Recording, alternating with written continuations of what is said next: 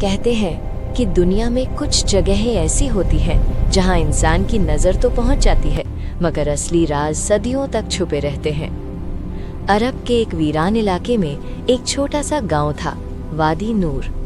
ये गांव कभी खजूरों के पेड़ों, मीठे पानी के सोतों और खुशहाल लोगों के लिए मशहूर था। लेकिन वक्त बदल गया। 3 सालों से आसमान ने जैसे उस जगह से रिश्ता तोड़ दिया था। बारिश का एक कतरा भी जमीन पर नहीं गिरा था। नदियों से जल जीवन खत्म ही हो गया था।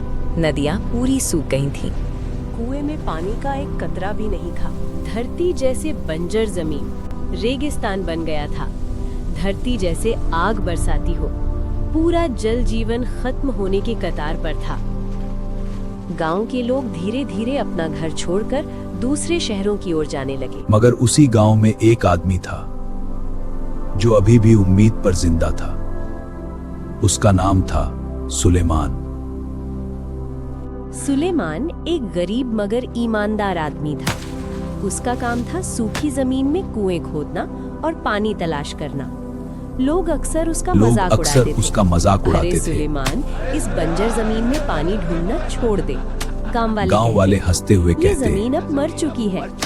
लेकिन सुलेमान हमेशा एक ही जवाब देता, जमीन नहीं मरती, इंसान की उम्मीद मरती है।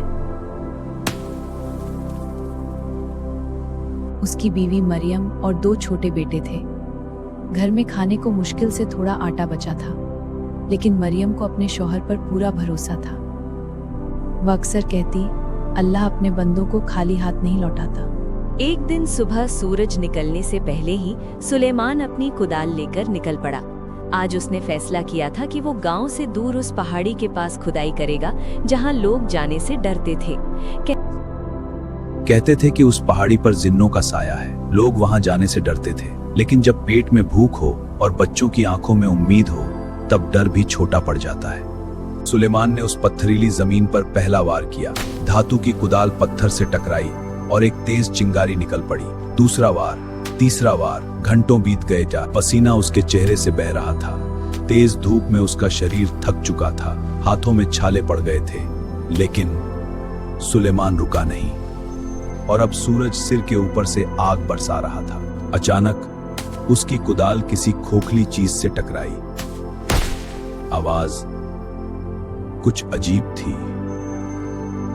सुलेमान ने धीरे धीरे मिट्टी हटाई और नीचे एक पुराना पत्थर का दरवाजा दिखाई दिया। यह देखकर उसका दिल जोर जोर से धड़कने लगा। रेगिस्तान के बीच जमीन के अंदर दरवाजा, यह कैसे हो सकता था? सुलेमान ने हिम्मत जुटाई और पत्थर हटाने की कोशिश की। काफी मेहनत के बाद दरवाजा थोड़ा सा खुल गया। अंदर से ठंडी हवा का एक झोंका आया। उस हवा में मिट्टी और पुराने समय की गंध थी। सुलेमान ने हिम्मत जुटाई और अंदर उतर गया। अंदर एक लंबी सुरंग थी जिसकी दीवारों पर पुराने अजीब निशान बने हुए थे, शायद किसी भूली हुई भाषा में लिखे गए। सुरंग धीरे धीरे और नीचे जा रही थी। जैसे जैसे सुलेमान आगे बढ़ता गया, अंधेरा और गहरा होता गया। तभी उसे दूर कहीं से पानी बहने की हल्की आवाज सुनाई दी।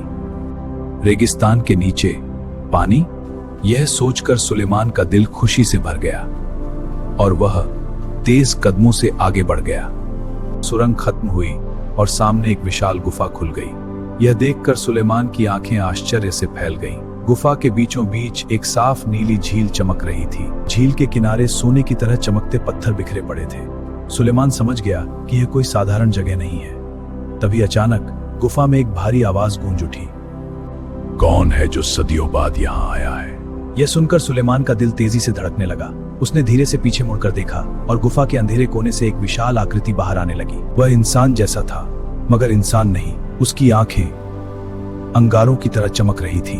मैं सदियों से इस जगह का रखवाला हूं, तो मैं इस झील का रखवाला हूं। यह सुनकर सुलेमान डर गया, लेकिन उसने खुद को संभाल लिया। मैं एक गरीब इंसान हूं, मैं सिर्फ पानी ढूंढ रहा था। यह सुनकर वह विशाल प्राणी कुछ देर तक सुलेमान को चुपचाप देखता रहा।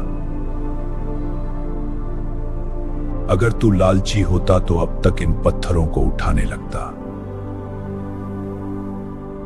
लेकिन तूने सबसे पहले पानी की तरफ देखा। पानी ही जिंदगी है। यह सुनकर वह रहस्यमय प्राणी हल्का सा मुस्कुराया। तू सही कहता है, लेकिन अब मुझे तुझसे कुछ कहना है। मैं तुझे एक राज बताता हूं। यह झील जमीन के नीचे की दुनिया का पानी है। अगर इस पानी को ऊपर ले जाया जाए तो पूरी घाटी फिर से हरी भरी हो सकती है। यह सुनकर सुलेमान की आंखों में उम्मीद चमक उठी। तो फिर हमें यह जरूर करना चाहिए।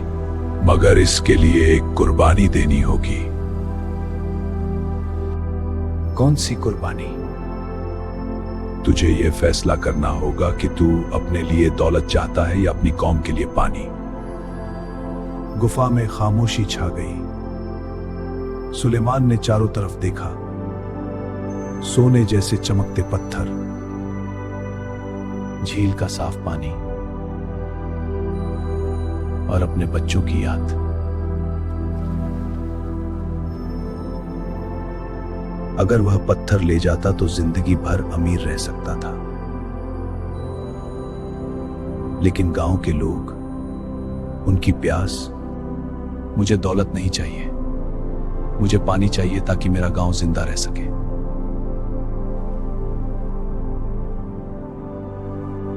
सदियों से मैं इसी जवाब का इंतजार कर रहा था। आज तूने मुझे आजाद कर दिया।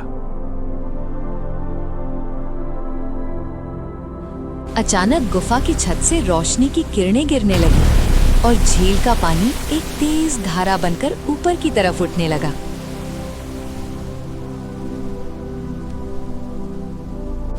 झरने के बारे में गांव वालों को जैसे ही मालूम पड़ा, वो सब दौड़ के देखने के लिए आए। लोग कहते थे कि ये सब सुलेमान की वजह से हुआ, लेकिन सुलेमान सिर्फ मुस्कुरा देता। वो हमेशा कहता, ये मेरा नहीं, अल्लाह का करम है। देखो, सुलेमान ने कर दिखाया।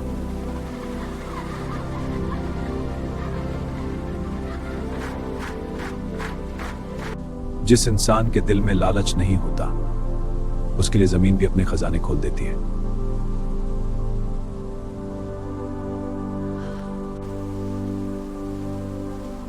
मुझे तुम पर भरोसा था, तुम कर दिखाओगे और तुमने कर दिखाया।